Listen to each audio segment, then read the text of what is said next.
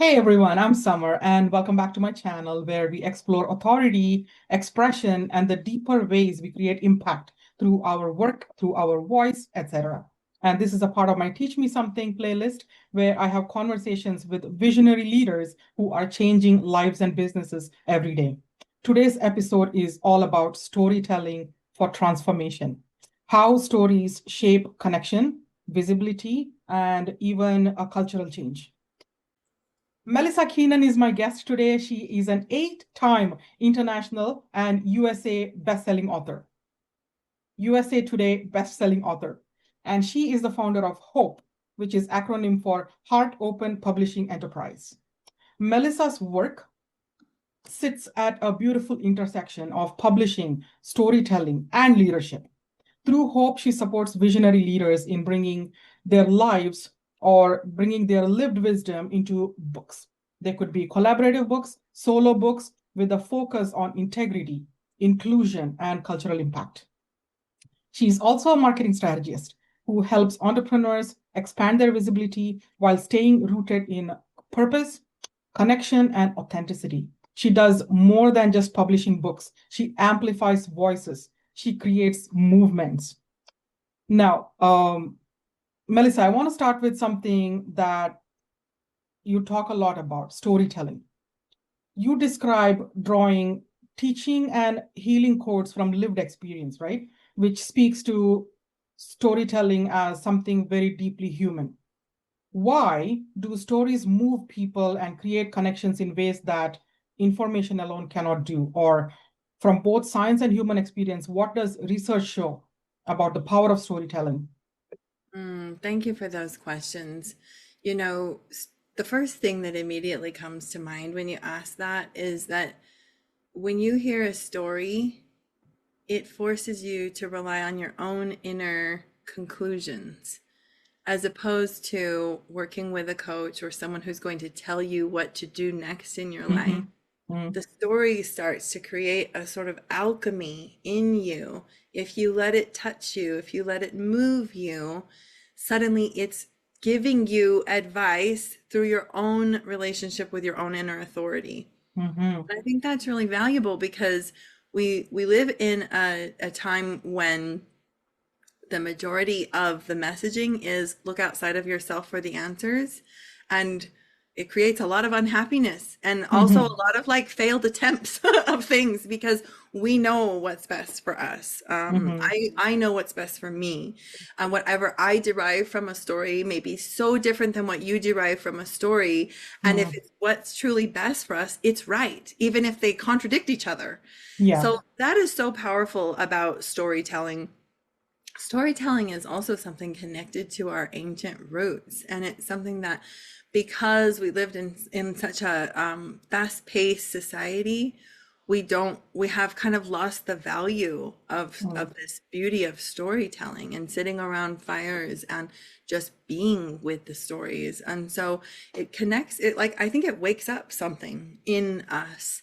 And then you asked the question about science, and I love this fact, but they've done brain studies on people while reading books, and Mm. they have measured the brain waves and frequencies of the author while writing the book, and then measured the brain frequencies of the reader before and during and after reading the book. And the, brain waves and frequencies and everything are totally different of the author and the reader when the reader hasn't started reading the book. But the more Mhm. that the reader reads the book, the more that their brain waves sync up and start to look exactly the same as the author. And when you walk away from that, that resonance is still there. Your brain waves Mm. have been Mm. shifted and changed by the story that you read. So that's real science about that. And I just love that. Like, so it speaks to the importance of what stories are we listening to, Mhm. Mhm. and what are we doing with those stories? But it also speaks to this beauty that like we are so interconnected in ways that we just don't even understand. Mhm. Mhm. Very insightful and beautiful. I think when I'm reading a book, I don't even have to measure my brain waves. I just know that beautiful things are happening inside my brain. So Yeah. that's the power of stories. What I'm hearing is stories activate emotion and identity and meaning simultaneously. Yeah. And this connects beautifully to your work with multi-author books. You often help leaders contribute to multi-author books, which amplifies multiple voices at the same time. My question is, what changes when stories are shared collectively instead of individually?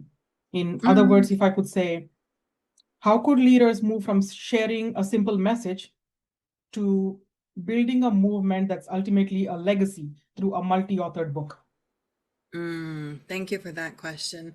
The types of books that I'm seeing come out, I actually run a publisher's mastermind, and it's not just me. Like, I'm connected with a bunch of publishers who have these heart visions, these like, let's publish things that people are speaking to their values, they're speaking to Mm-hmm. spirituality, they're speaking to, changing the paradigm on what it means to be a leader and things, and the narratives of these books, we are shifting the paradigm. In 80 years from now, we're going to look back and we're going to be studying like what were the books, what were the things that were actually shifting the conversation.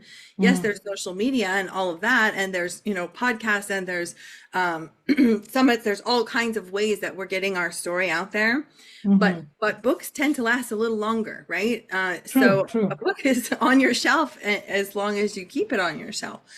So that speaks to this legacy element, and how are we creating movements in relation to our work. Mm-hmm. So it's really powerful to come together with people over a shared intention. And Mm-hmm. so what I see happen when we help these authors in multi-author books is that they come together in service of, in devotion to a shared principle. And that creates, they have kind of two anchors when they come in. They're not necessarily conscious of this. I just see it. The Mm-hmm. one anchor is the intention. What's the title Mm-hmm. of the book? And like, if they have a relationship to that, then that's why they've shown up. So that's one anchor. The other anchor is they're coming into the book with the belief that their Mm-hmm. story is an inspirational story. And that's a really important anchor or container, because Mm-hmm. most of us live our whole lives wondering if our story is actually just a shit show, or if it's actually valuable, you Mm-hmm. know? And so they come in like, I have decided I am publishing my story in a book. Mm-hmm. I am declaring to the universe that my story is inspiration. Matters. Yes. And when we do that in a collective, for me, the first time I ever was in a multi-author book, I went from feeling like my whole business and impact in the world was just me pushing a boulder up a giant mountain endlessly alone. And Mm-hmm. multi-author books are what shifted that for me. It was like, wait a minute, like, here's all these people who care about a similar thing to me, and they're all doing their own boulders, and I can start to create these constellations among these authors. They're willing to share their communities. I mean, I know I'm willing to share mine. We're going to Mm-hmm. do this collectively, and we're going to elevate all of our communities through the messages shared in the book.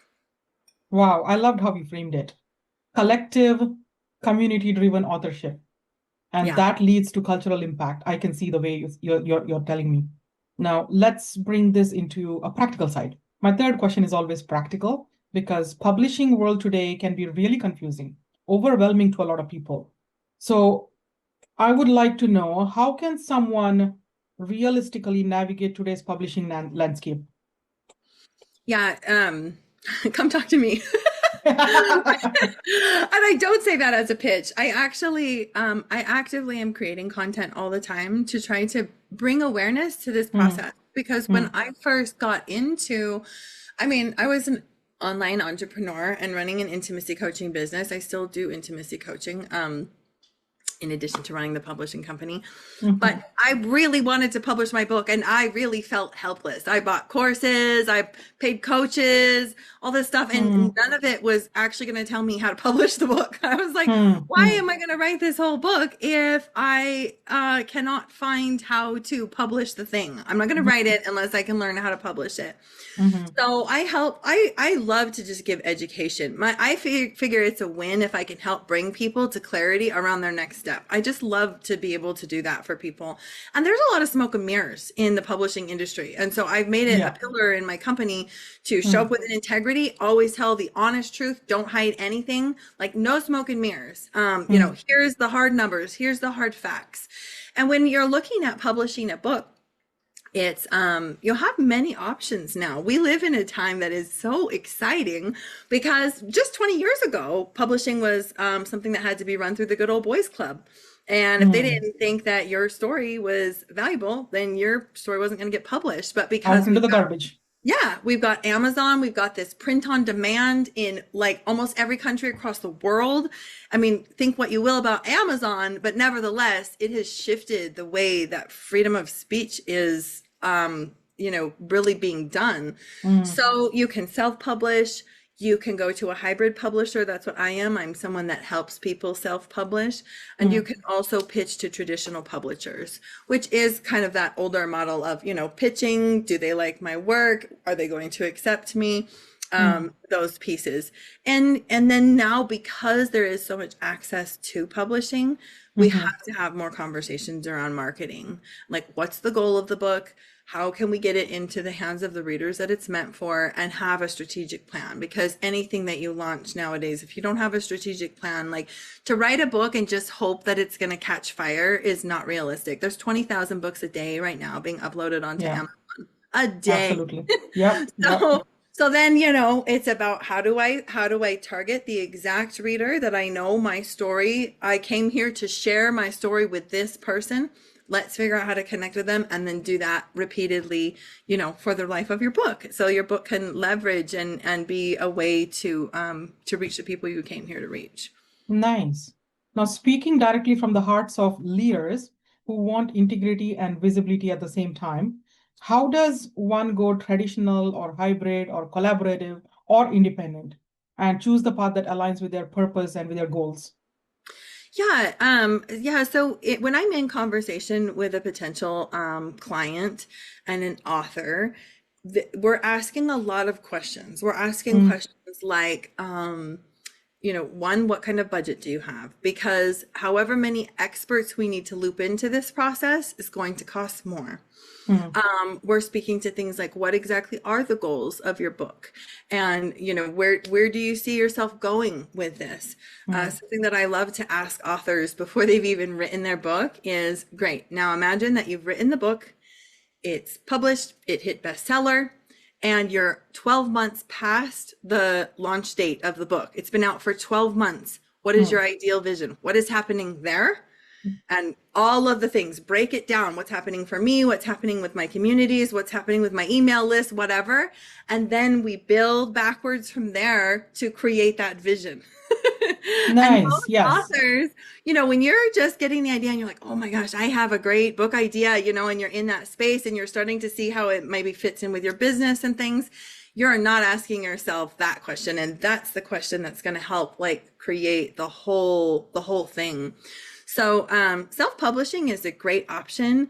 The thing about it is it's a lot of time. So you're either investing time or you're investing money to loop in experts. And unfortunately, with both traditional publishing, you know, pitching your manuscript to a traditional publishing house, as well as self-publishing, where I see some downfalls with that is that the marketing element. So with self-publishing, you may just not know how to market. With a lot of people think, oh, if I get accepted, you know, I'm going to Balboa Press or whatever, I'm going to go with a traditional publishing house. And that means they're going to automatically sell a bunch of books for me. And most often that is not the case. And sometimes there's some real tricky stuff that gets involved there because they don't always use print on demand. Most often they don't. So you're like ordering so many books in advance, and a lot of times that can come back on you like pressure, like how are you going to get these books sold because they're taking up space in our warehouse. I've heard this time and time again. So I like to debunk that for people. Just because you are going with a traditional publishing house doesn't necessarily mean that you're going to get a bunch of books sold. At the end of the day, the marketing plan is really, It's still really yours. important. Yeah. Melisa, this conversation is so much about connection and collective impact. Thank you for being here today with me. And you guys, if this resonated with you, go connect with Melisa. Her links are right below. Melisa, what's the best place for people to connect with you? Yeah, I'm on almost every social media channel. You know, you can always send me a message. And really, if you want to have a serious conversation about your book, then please do email me, mk@melisakeenan.com. Amazing. You guys, all the links are in the chat. Explore Melisa Keenan, explore Hope, her publishing pathways, and the work that she's doing to open doors for diverse voices and meaningful stories. And if you're enjoying this Teach Me Something conversations, make sure you like and subscribe to the channel. Share this channel, share this conversation with somebody that might enjoy this conversation. And every episode here is to help you express your truth or expand your influence or build a legacy through your voice. So I'll see you in the next one.